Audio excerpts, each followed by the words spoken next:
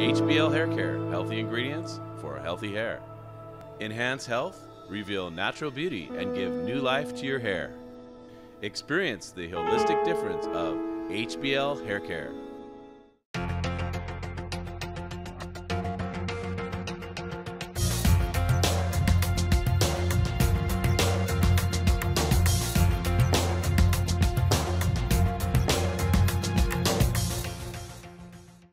Hi, welcome to this edition of North County Voice.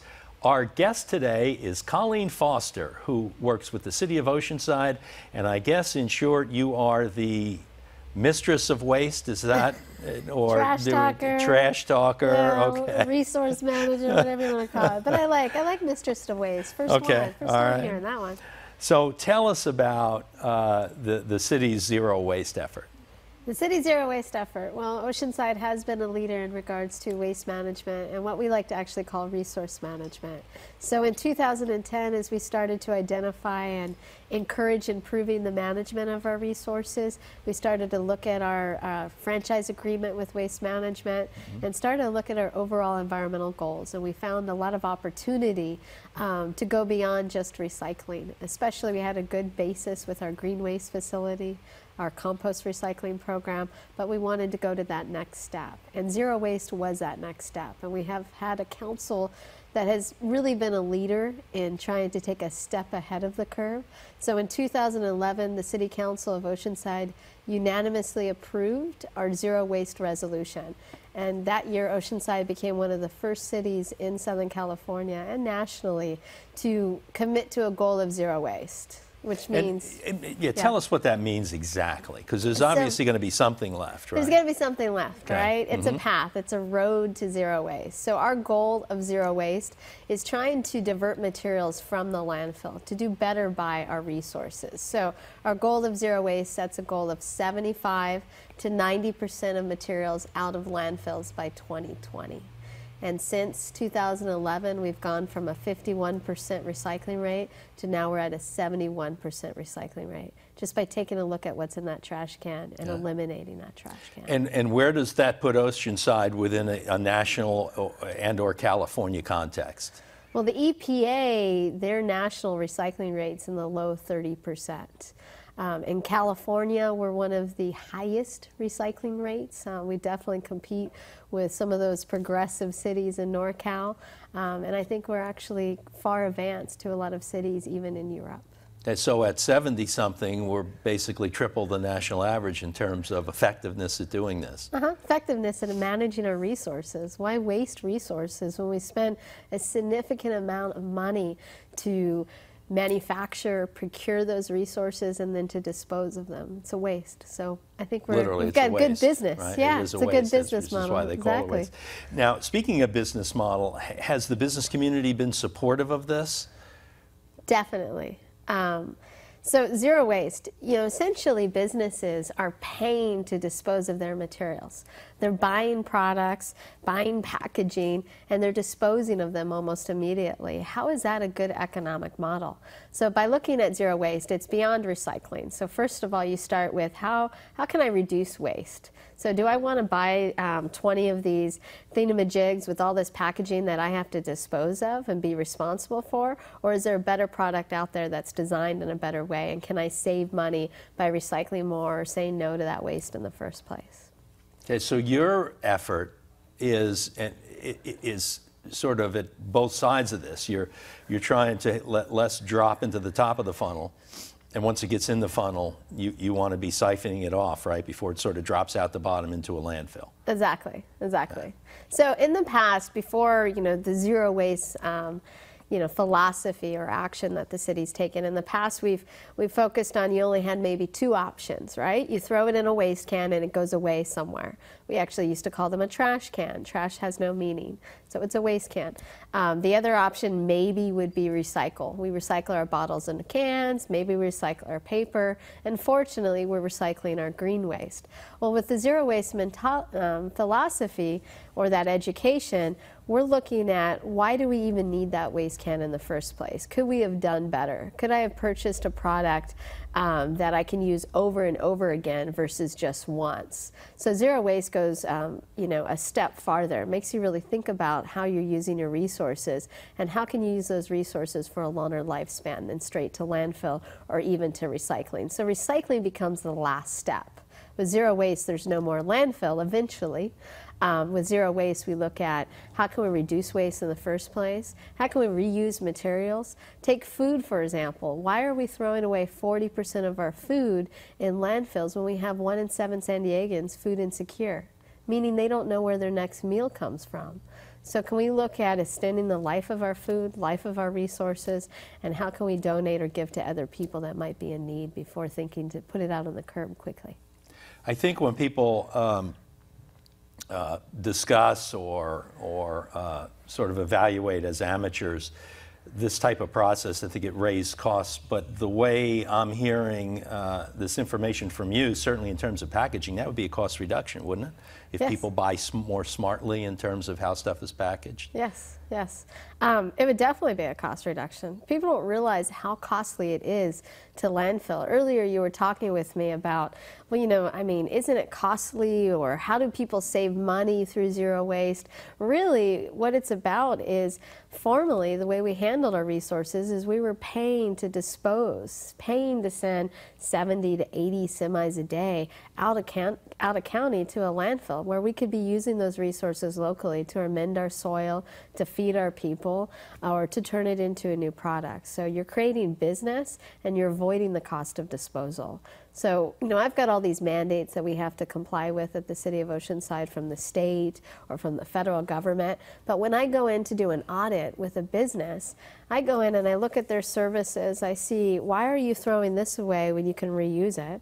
Or why are you paying double the cost for your trash services and you have no recycling, when our contract allows recycling to be half the cost of landfilling? So really, it's an economic decision just as much as an environmental and a social decision. How does it impact the city in terms of costs and benefits? Is it a neutral? Does it cost? Is it a savings? Well, the way it impacts the city is that the city, or the ratepayer essentially, has to pay for the cost of disposal. The way to stabilize that cost or to minimize that cost is by keeping our resources locally and by recycling our resources. So if we send less to the landfill, we'll spend less money. If we reuse resources, we might even be able to make some money off of that. We've been looking at the reuse market. In Oceanside, the disposal of reusable items. So this table, when you don't like it anymore and you want a new table, formerly people would dispose of it. Well, how can we resell this table? How can we create an economy? When we did an evaluation of reusables alone in Oceanside, we found that there was a value of $2 million, and yet we were paying to dispose of those materials. So as a result, we've developed a new service where items that are put out to the curb for bulky item disposal are now getting put through secondhand and reuse organizations such as Goodwill to be picked out and potentially to create a new economy off of that. Okay. Sort of a city-based Craigslist. Yeah, essentially. It's a public-private partnership. Now, speaking of partnership, anyone who lives here has seen the green trucks, right? We know that Yes. Waste Management is the company. Yes. And I understand you view them as a strong partner in this. Definitely. We are not going to be able to accomplish zero waste or even anything near without incorporating everyone, every stakeholder as a partner. So our business community as a partner, our residential community as a partner, our schools as a partner, as well as obviously our solid waste haulers. So when we renegotiated their contract in 2012, at the same time we also developed our zero waste strategic plan. And that contract and that plan is now tied together. So essentially, Waste Management has their skin in the game to help us reach our diversion goals. And so they're actually redefining their former business plan of disposal first to actually resource management first. Is this something they're doing in other cities as well, or would you consider Oceanside to be the lead in this? Well, Oceanside's always the best, so excuse me. All right, I will not be biased. But I see a shift. I definitely think Oceanside is a leader We are zero waste. When I was first hearing about it 6 years ago now, it was something still new. Maybe you only heard about that happening in some really progressive city in Northern California or somewhere in Europe, but it is rapidly spreading like wildfire, to the point where it's becoming a professional norm, a professional goal, and even a goal of our solid waste hauling industry. So you're really seeing the hauling industry being redefined, and you're seeing other cities expect the same type of performance in similar contracts that Oceanside had the lead on several years ago. Excuse my break of voice, got a little bit of a cold today. So I guess it's not my imagination then that I'm seeing fewer trucks Yes. headed north to the landfill. Yes. Now that Yes. I'm thinking about it. Yeah, great. And I suppose that you have a more regional view because you just attended a state conference on this in Sacramento, correct? Yes, yes. Actually, I was recently in Sacramento. Was recently invited to be a part of the California Product Stewardship Council. The California Product Stewardship Council, their goals are focused on shared responsibility. So before, it was just, government was struggling with having to dispose of all these materials. So somebody buys a product, they throw it in a trash can, and now government's responsible for it. Hopefully it's in the trash can, may even be in the waterway if it doesn't make it to the right place. So there is a new ideology that if we're really able to get to zero waste or even close, we have to work with the manufacturers, the producers of these materials to look at the redesign of these materials. Because there are some products that are difficult to manage, that are hazardous to our environment, even in a landfill, that we cannot manage. And government needs to be a partner with the stakeholders and producers. So part of the Sacramento conference and meeting was to engage our state leadership as well as the private industry to take the lead on zero waste and take the lead on the management of resources for the health of our environment as well as the population. What are some of those more difficult items? More difficult items, pharmaceuticals, sharps, medications, plastic bags, film plastic. There's very little opportunity to recycle film plastic here in California or even internationally. Polystyrene. A lot of these materials, they're very cheap to produce, but very costly in the sense of disposal, and very costly when you look at the long-term aspect of our resources. We produce products as if we live in an infinite world of resources, but the truth is we have a finite amount of resources. And when we're living in a state that is faced with drought, why are we throwing away products that are made out of water, oil, and natural resources? Why not utilize those products and recycle those products or reuse those products to the best management of our resources? So, a lot of producers are stepping up to the plate, realizing that this is an issue, that if I'm going to sell a product and make money off of a product, I'm also going to be responsible. And I'm going to show that to my constituents and my consumers, because consumers are also shifting as well. It's interesting, as those first few items you told me about are tiny. And I guess the waste business has shifted from bulk, right? Because that was the concern in the old days. The landfill would eventually fill up. Yeah. But I guess most of the bulkier items are relatively easy to recycle. And you mentioned some really tiny things in terms of the sharps and things like that. Yeah. So it's becoming more scientific in a way.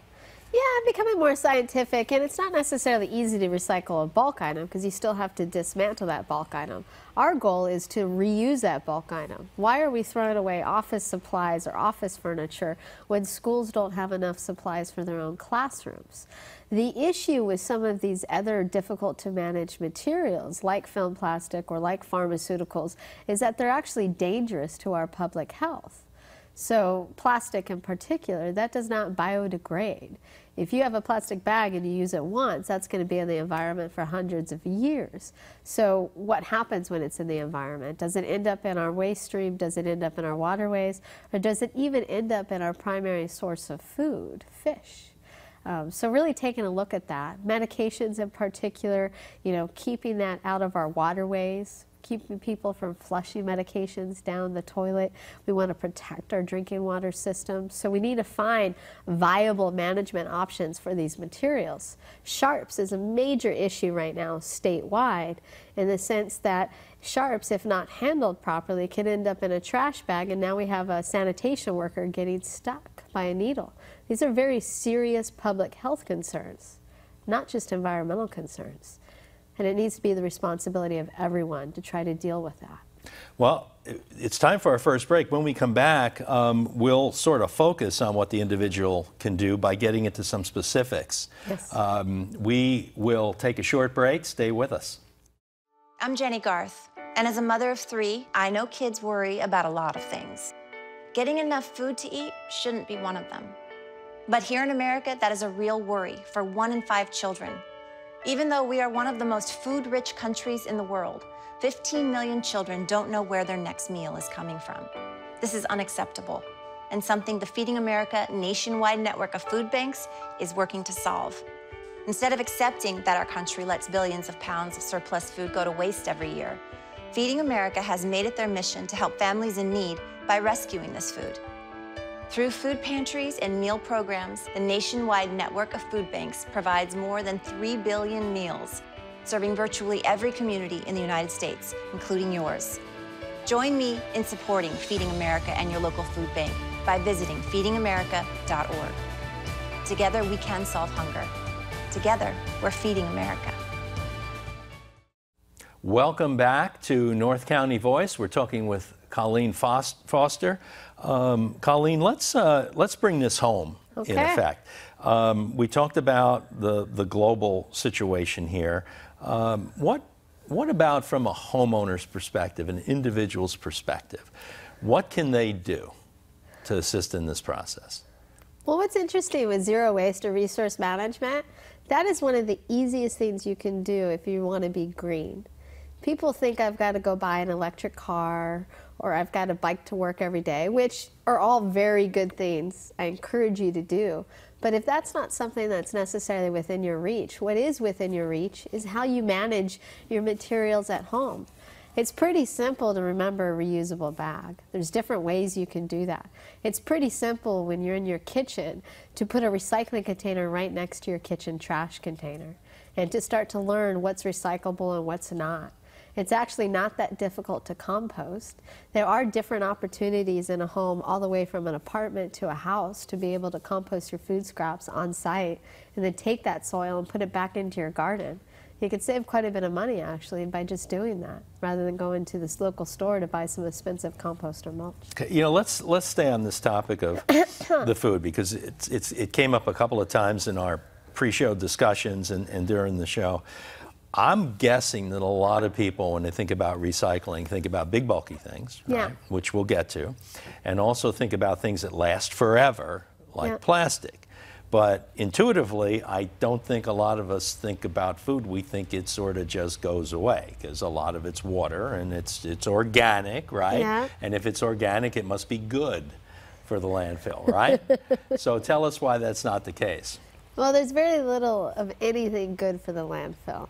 That's really an obsolete resource, and we need to think otherwise. You know, climate emissions reductions. California is setting the stage on reducing our impact in regards to emissions associated with climate change. Recently, they've identified as organics as being one of the biggest methane emitters. Methane, basically, organics in landfills create the largest amount of methane emissions in California. 40% of methane emissions in California are associated from landfills, and all of that comes from the organics being buried in landfills. So when you throw food away, essentially you're creating methane emissions, and you can reduce that by not throwing food away. And how do we do that? You don't even have to jump to composting. It really starts with looking at how you shop. Are you really cooking all your food, or are you letting that veggie box go to waste a little too quickly? You know, what different types of recipes can you use for a perfect tomato or maybe even a bruised tomato and turn it into spaghetti sauce before you throw it away. There's so much that can be done just in the kitchen with you and your family to really reduce your impact and reduce it to a point that you're actually going to create less methane emissions than you would if you just went out and went for a bike ride. So part of this may be our style of shopping for food has shifted. I mean, initially we had the European style of you shop that day for food, right? Yeah. But with refrigerated transportation and imported food, we tend to get things packaged in a bigger box. In fact, we call these stores big box stores, right? Yeah, Which is exactly. probably that's your nightmare, right? The big box store. Because not only do you have the big box, you have a lot of stuff, some of which is probably going to get thrown away. Yeah. So it's about shopping more efficiently. And I don't try to be against the big box store. Some big box stores have actually taken a lead in being more environmentally conscious, using cardboard boxes to help you take your materials out versus plastic bags, etc. So there's quite a bit that can be done. It's more about, you know, really shopping for my family, shopping for my budget, and shopping for the environment. So do I need to buy the massive box of individually packaged carrots, or can I buy a bag of carrots and cut them up? You know, looking at, you know, how our food is packaged, you know, can we buy things without packaging?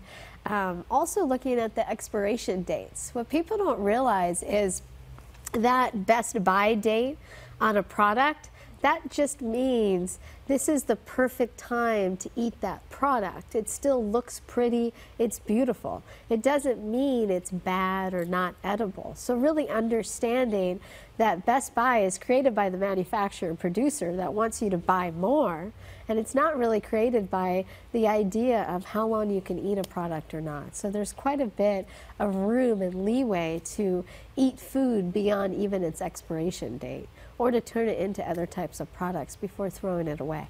So it's not a dispose of date. No. It's a start date in a way. And actually, we just did some recent studies, waste characterization studies, and we were finding that 20% of the food that San Diegans are throwing away is still edible. I mean, that's really a shame.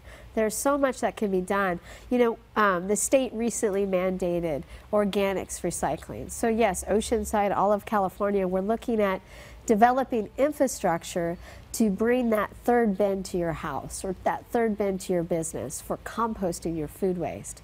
But the biggest opportunity is working with our businesses, working with our residents to really understand the hierarchy of food. You know, first of all, we want to source reduce our waste. So how do you cut that carrot? What part of that vegetable is still edible? Don't throw it away. Do you really need all that food, or why not just buy for a few days versus 2 weeks? So reduce food first, and then feed people and feed animals before we even think about recycling. And that's how we're framing our zero waste programs. I know I started the questioning talking about individual, but before we leave the subject of food, we should probably talk about restaurants. So what part of the solution are they? They're a huge part of the solution, and it's actually really exciting. I thought when this mandate came into play that, you know, now I was going to have to go tell businesses they got to recycle their food scraps. What's been really a wonderful experience is businesses coming to the city saying, hey, we want to make a difference. We're a farm-to-table restaurant. We want to become a farm-to-table, back-to-farm restaurant. We want food to be composted and going back to our local agricultural industry for soil amendment. So restaurants have really been stepping up to the plate, and over the next year to 2 years, I really see the potential for developing, you know, food donation routes and developing local, urban, decentralized composting opportunities. So when people are eating at that restaurant, you know, here in North County or in Oceanside, not only can they feel good about their salad being sourced locally from a local farmer, they can feel good about the remains of whatever's left on their plate going back to that farmer and back to the soil in which California needs. Do you envision this as being part of the central system, which let's call it the waste management system, or do you see room for entrepreneurial activity here where somebody sets up a business to recover inedible restaurant waste and bring it to farms Yeah. for compost? I see both. I see both. I see Waste Management, our franchise partner, you know, potentially developing. They're a hauler. They know how to move material. And this impacts over 800 businesses in Oceanside. So is there opportunity for Waste Management to partner with social enterprises or nonprofits to develop some type of food recovery route? Is there opportunity for nonprofits to be a part of this and to start partnering with businesses on a private basis to get their materials and help them move their product before having to pay for composting? I definitely see opportunity for both. Let's go back again to what the individual can do. So we sort of covered the food part, the organic part of it. What's the next biggest thing beyond food, or what's another big thing beyond food? Is it the paper and glass, sort of the traditional one, or is that pretty much taken care of now? Well, everything. Essentially today we can recycle over 80% of our materials. So the biggest thing I challenge people to do at home is if you can recycle 80% of the materials here in Oceanside or even in San Diego, why do you still have a massive trash cart? You know, take a look at what you're putting in your landfill cart. Make sure your recycling bin is larger than your trash cart, and that, you know, what's going in your landfill. Take a look at it. Can it be recycled? Could you have said no to that product in the first place, or that packaging in the first place? And what can you do to avoid that landfill cart? And what's interesting in Oceanside is there's rate incentives to actually reduce the size of your waste cart. So I like to really encourage families to reduce your waste size, whether it's personally or waste-wise, and save some money and take a look at the impact that you can have on your community and environment. So it seems that, I mean, some of the packaging issues are within local control and that you can say no. Yeah. But some things you need, and product manufacturer A, B, and C all have an incredible amount of packaging wrapped around some tiny little thing. Is there work being done at the national level or even international level to sort of restrict or at least encourage people to cut back on the product packaging ratio and make it better? Well, the consumers have all the power, so you could choose to buy that overly packaged item or not. You could convey your opinion of that item to the producer or to the store. You know, some of the biggest challenges to banning certain items is the one person that complains, said they don't want to do this or they do want to do this. So your voice has so much power. And yes, the state, the local level, and the national and the international level, we're looking at this as an opportunity. And that gets back to what I was doing in Sacramento, is really working with our producers to say, our consumers, our community expects you to be a part of this sustainable movement for our current generation and our future generations. So where do people go to get educated about this? Well, locally here in Oceanside, we've got a significant amount of resources on www.greenoceanside.org. We have a great environmental sustainability campaign in Oceanside. Not only are we a leader in zero waste, we do great things with water conservation and clean water, as well as energy conservation. Other avenues for resources is the National Resource Defense Council. They've got some great resources, as well as the California Product Stewardship Board. But simply greenoceanside.org is a great starting point, and will get you connected to some fantastic tools that have recently been released by the EPA. We've got about a minute left, and on the topic of education, how are schools, in terms of, number one, being part of a solution with their products, with their waste products, and number two, educating their students on this issue?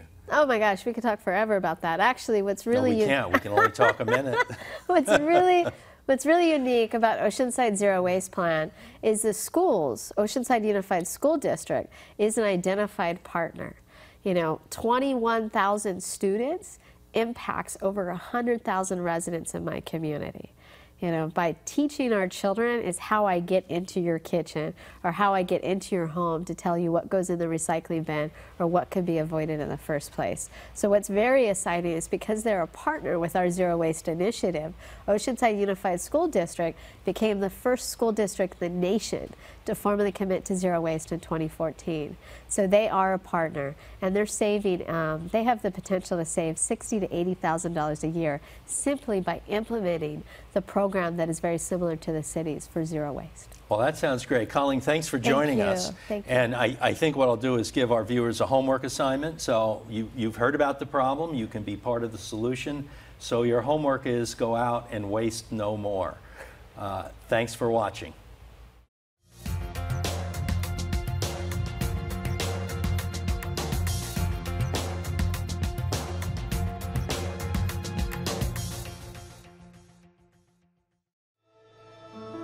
HBL Hair Care, healthy ingredients for healthy hair. Enhance health, reveal natural beauty, and give new life to your hair. Experience the holistic difference of HBL Hair Care.